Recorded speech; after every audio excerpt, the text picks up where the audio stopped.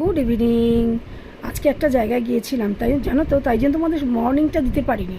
আজকে তো Sunday, happy Sunday, সবার নিশ্চয়ই ভালো কেটেছে। দেখো, আজকে একটা নতুন একটা মলে এসেছে। এটা হচ্ছে অবনী মল।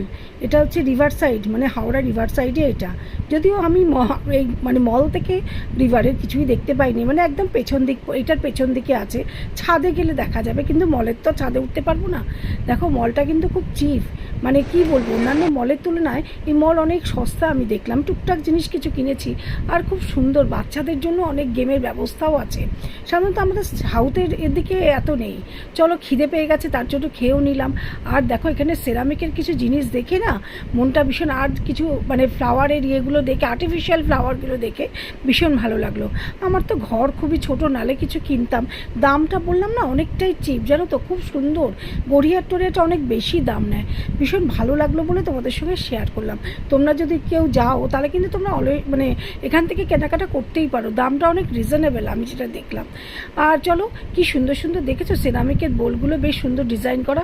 এই যে তোমাদের বলছিলাম না, বাচ্চাদের প্রচুর গেম আছে এখানে। দেখো কি সুন্দর সুন্দর।